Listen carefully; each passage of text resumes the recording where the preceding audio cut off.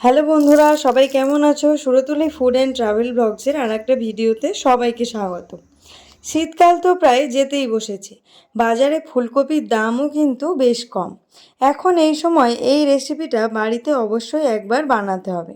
চলুন আজকে বানাবো ফুলকপির পকোড়া বা গোবি 65ও বলে থাকে হিন্দিতে। খুব সহজে এই রেসিপিটা একদম রেস্টুরেন্টের মতো বাড়িতেই বানিয়ে নিতে পারবেন বাড়িতে থাকা বেশ কিছু উপকরণ দিয়ে। আমি এখানে একটা বড় ফুলকপি নিয়েছি। ফুলকপির ডাঁটাটা আগে কেটে বাদ দিয়ে দেব।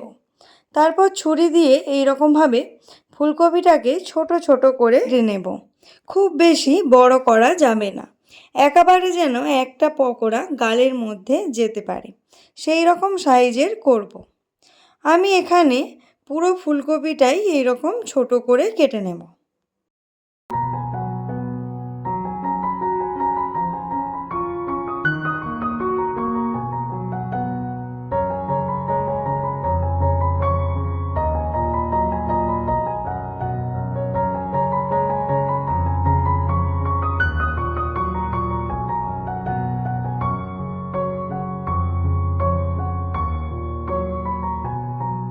আমার এখানে পুরো ফুলকপিটাই কাটা হয়ে গিয়েছে। এবার আমি এগুলোকে জলের মধ্যে দিয়ে দেব। অনেকে ফুলকপিগুলিকে সেদ্ধ করে নেয়, কিন্তু আমি তা করব না। আমি জলের মধ্যে ফুলকপি দিয়ে বেশ কিছুটা লবণ দিয়ে বেশ 15 মিনিট মতো এক সাইডে রেখে দেব। চলুন ততক্ষণ ব্যাটারটা তৈরি করে নিই। এখানে আমাদের যা যা লাগবে একবার দেখে নিন। এখানে আমি নিয়েছি বেশ কিছুটা রসুন কুচি, লবণ, আদা বাটা আর বেশ কয়েকটা কাঁচা লঙ্কা কুচি। আর গুঁড়ো মশলার মধ্যে নিয়েছি হলুদ গুঁড়ো, কালো মরিচের গুঁড়ো বা গোলমরিচের গুঁড়ো, ধনে গুঁড়ো, কালো জিরে, জিরে গুঁড়ো আর কিছুটা কাশ্মীরি লঙ্কা। আর সাথে নিয়েছি 1 বাটি চালের গুঁড়ো আর 1 বাটি কর্নফ্লাওয়ার, সাথে 150 গ্রাম দই মানে টক দই নিয়েছি। চলুন এই সমস্ত কিছু এবারে একটা বোলে মিক্স করে নেব। প্রথমে 1 বাটি চালের গুঁড়ো দিয়েছি, সেই একই বাটিতে মেপে 1 বাটি কর্নফ্লাওয়ার দিলাম, 1 চামচ নুন আর সমস্ত কাঁচা লঙ্কা কুচিটা আমি দিয়ে দিলাম। 1 চামচ মতো রসুন কুচি দিলাম, বেশ কিছুটা 1 থেকে 1.5 চামচ মতো আদার পেস্ট দিলাম আর সমস্ত গুঁড়ো মশলা যেগুলো রেডি করে রেখেছিলাম সমস্ত কিছু দিয়ে দিলাম। আর সাথে টক দইটাও দিলাম। টক দই দিলে কিন্তু টেক্সচারটা খুব সুন্দর হবে, একদম স্মুথ পেস্ট তৈরি হবে। এই সমস্ত শুকনো উপকরণকে ভালোভাবে চামচের সাহায্যে মিক্স করে নিয়ে অল্প অল্প করে জল দেব আর মিক্স করতে থাকব। একদম অল্প করে জল দিতে থাকবেন, একেবারে পুরো জলটা দিয়ে দেবেন না, তাহলে কিন্তু ব্যাটারটা স্মুথ হবে না। অল্প অল্প জল দিয়ে ভালোভাবে নাড়াচাড়া করতে থাকবেন। এবার আমি বেশ কিছুটা ধনেপাতা এর মধ্যে দিয়ে দিলাম, যাতে ফ্লেভারটা আরও ভালো হয়। এবার আমি ধনেপাতা দিয়ে আবারও ভালোভাবে নাড়াচাড়া করে নিলাম। থিকনেসটা দেখেই বুঝতে পারছেন কতটা ঘনত্বর হবে। চলুন এবার ফুলকপিগুলোকে জল ঝারিয়ে তুলে নেওয়া যাক। আমি এখানে সমস্ত ফুলকপিকে জল ঝারিয়ে তুলে নিয়েছি। লবণ জলে দেওয়ার ফলে ফুলকপি থেকে সমস্ত রকম ইমপিউরিটি, ধুলো এবং পোকাও বেরিয়ে যায় এবং খুব ভালো পরিষ্কার হয়ে যায়। চলুন এবার কড়াই বসিয়ে দিয়েছি, তেলও দিয়ে দিলাম বেশ কিছুটা। গরম তেল বেশ কিছুটা আমি ব্যাটারের মধ্যে দেব, যাতে খুব সুন্দর ক্রিস্পি হয়।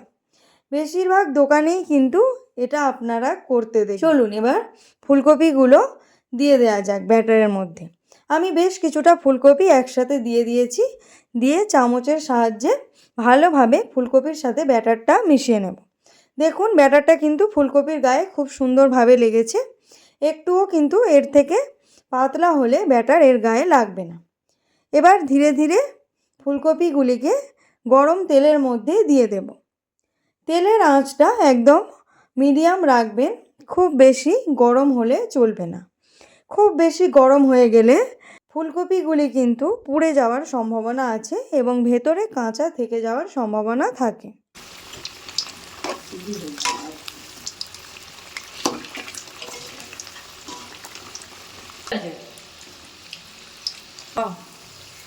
পকোড়াগুলিকে ভালোভাবে নাড়াচাড়া করে আমি একটা ছাঁকনির সাহায্যে তেল ঝারিয়ে তুলে নেব।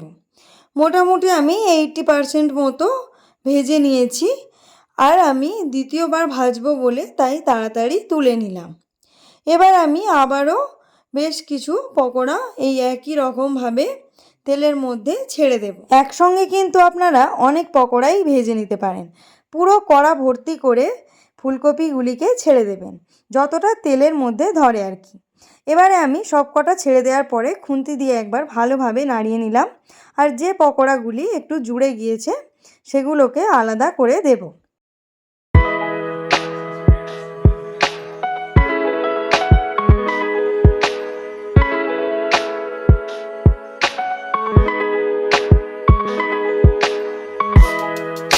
আমার এখানে এই পকোড়াগুলিও মোটামুটি ভাজা হয়ে গিয়েছে। আমি ডবল ভাজবো বলে আগে থেকে একটু তুলে রাখলাম। আপনারা একবারেও করতে পারেন, তবে একবার করলে এটা বেশি মুচমুচে হয় না, দ্বিতীয়বার করলে বেশি মুচমুচে এবং ক্রিস্পি, এবং দুদিন ধরে আপনারা এই পকোড়াটা খেতে পারেন। এইভাবে করে আমি সমস্ত পকোড়াগুলোকেই ভেজে নেব। চলুন, এবার আমার সমস্ত পকোড়া ভাজা হয়ে গেছে।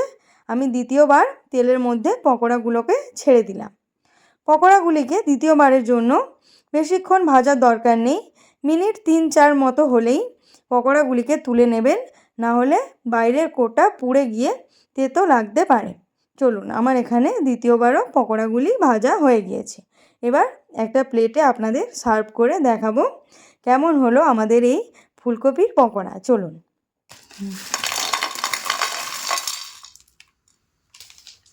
আওয়াজ শুনে নিশ্চয়ই আপনারা বুঝতে পেরেছেন এটা কতটা ক্রিস্পি হয়েছে। এইভাবে আপনারা টমেটো কেচাপের সঙ্গে অবশ্যই খেতে পারেন। বাইরেটা একদম মুচমুচে এবং ভেতরটা জুসি এবং সফট। আপনারা এইভাবে করে একবার বানিয়ে অবশ্যই খেয়ে দেখবেন। বৃষ্টির দিনে বলুন আর শীতের সন্ধে চায়ের সাথে বা মুড়ির সাথে যে কোনোভাবে আপনারা এটা অবশ্যই ট্রাই করে দেখবেন। চলুন, এবার আমরা গোবি 65 বা ফুলকপি 65 বানাবো। প্রথমে আমি কড়াইতে বেশ কিছুটা ঘি নিয়ে নিলাম, একদম অল্প পরিমাণে নেবেন। সাথে বেশ কিছুটা রসুন কুচি আর বেশ কিছুটা স্লাইসড করা কাঁচা লঙ্কা কুচি, এর মধ্যে কিছুটা কারি পাতা দিয়ে দেব। এই সবগুলিকে কড়াইতে ভালোভাবে নাড়াচাড়া করে নেব। এবার আমি কিছুটা পকোড়া আলাদা করে তুলে রেখেছিলাম 65 করার জন্য, সেটাকে দিয়ে দিলাম। আর দিয়ে দিলাম কিছুটা গোলমরিচের গুঁড়ো আর কিছুটা জিরে গুঁড়ো। এই সমস্ত কিছু উপকরণ পকোড়ার সাথে ভালোভাবে মিশিয়ে নেব। 65 বানানোর জন্য কিন্তু এই যথেষ্ট, আর বেশি কিছু লাগবে না। চলুন, এবার একটা পাত্রে নামিয়ে নেওয়া যাক।